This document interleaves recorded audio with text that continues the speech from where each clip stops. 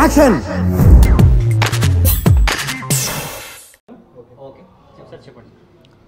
గురువుగారు శ్రీ సీతారామ శాస్త్రి గారికి పద్మశ్రీ అవార్డు దొరికింది అన్న విషయం ఒక 2 గంటల క్రితం తెలిసింది.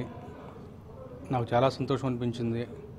అఖిలాంధ్ర ప్రేక్షకులందరి మనసులో ఉన్నటువంటి ఆకాంక్షది చాలా కాలంగా ఇప్పటికీ ఆలస్యమైందని చాలామంది ఫీలింగు. ఆ మాటలన్నీ పక్కన పెడితే ప్రభుత్వం ఆయన గుర్తించినందుకు మా కవులందరి తరఫున కృతజ్ఞతలు తెలియజేసుకుంటున్నాను. ఇది నా మట్టుకు నాకు ఏమనిపిస్తుందంటే పాటకు జరిగినటువంటి పట్టాభిషేకం, అలాగే ఒక జీవితకాలం సాగించినటువంటి తపస్సుకు దొరికినటువంటి ఒక అద్భుతమైన పురస్కారం. ఎందుకంటే ఆయన దగ్గర శిష్యర్కం చేశాను గురువుగారి దగ్గర. అప్పుడు దగ్గరగా చూసేటువంటి ఒక అవకాశం నాకు లభించింది. మామూలు శ్రమ కాదు, కఠోర శ్రమ.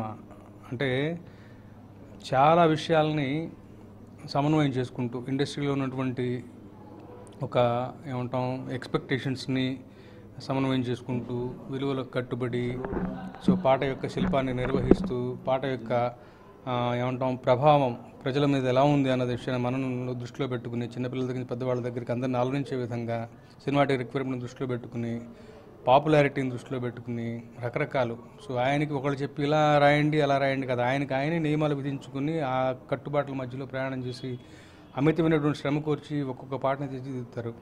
ఆయన చేసినటువంటి ఒక నిండు జీవితానికి సంబంధించిన తపస్సుకు లభించినటువంటి పురస్కారం ఇది. మా కవులలో కూడా అంటే మా కవికులానికి కూడా ఇలాంటి ఒక అవార్డు లభిస్తుంది అన్నటువంటి విషయం గురువుగారి ఒక సాధన ద్వారా మాకు చాలా స్ఫూర్తినిచ్చేటువంటి విషయం. ఇది మా అందరికీ కూడా చాలా సంతోషదాయకమైన విషయం. ఇష్టమైన పాట ఒకటి, ఇష్టం కాని పాట ఒకటి అని నేను అట్లా విడమర్చి చెప్పలేను. ప్రతి పాట కూడా ఆణిముత్యమే. అంటే ఇది డిప్లొమాటిక్గా చెప్పే మాట కాదు, సరదాగా నాకు లైన్స్ గుర్తులేవు.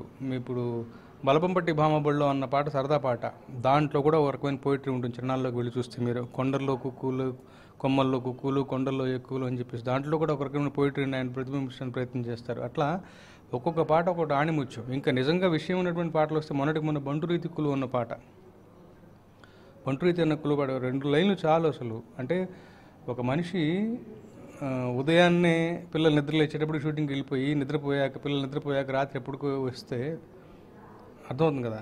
అలాంటి ఒక పరిస్థితిని గుండెలో నా కొలువై కంట చూడ కరువై ప్రాణవల్లభుడైనా పలుకరించే మేము గుండెల్లో ఉన్నావు నువ్వు నిండుగా, కానీ కంట చూడాలంటే కరువు, నువ్వు దొరకట్లేదు, నా దృష్టికి దొరకట్లేదు. పొద్దున ఎప్పుడో వెళ్ళిపోతావు, తెల్లవారుజామున రాత్రి ఎప్పుడో వస్తావు. ఇంతకు మించి ఒక ఆడ మనిషి మనసును ఆవిష్కరించడానికి ఏంటి, దొరికితే ఒక సందర్భం, ప్రాపర్ సందర్భం, కరెక్ట్ సందర్భం దొరికితే దాన్ని చీల్చి చెండాడి పీల్చి పిప్పి చేసి ఇంకా అంతకు మించిన పరాకాష్ఠగా దాన్ని చిత్రీకరించడం ఆయనే సాటి. రాబోతుంది యాత్రలో ఒక పాట, రైతుల గురించి ఒక పాట ఉంది, నాకు విడిగా ఫోన్లో పాడి వినిపించారు. అది వస్తే ఒక ప్రకంపనం. అంటే అట్టడుగు ఇక్కడ కూర్చుని ఈ 4 గోడల మధ్యలో కూర్చుంటాడనే కానీ ఆయన చూడని జీవిత పార్శ్వం లేదు, చూడని జీవిత కోణం లేదు. సమాజం పట్ల ఆయనకున్న అక్కరలో ఆయనే సాటి. అంతటి మమకారం సమాజం పట్ల ఉంది కాబట్టి అంత గొప్ప లైన్స్ ఆయన మాటల ద్వారా ఆయన యొక్క భావజాలం అంత ఇదిగా పాటల్లో ప్రతిబింబిస్తుంది.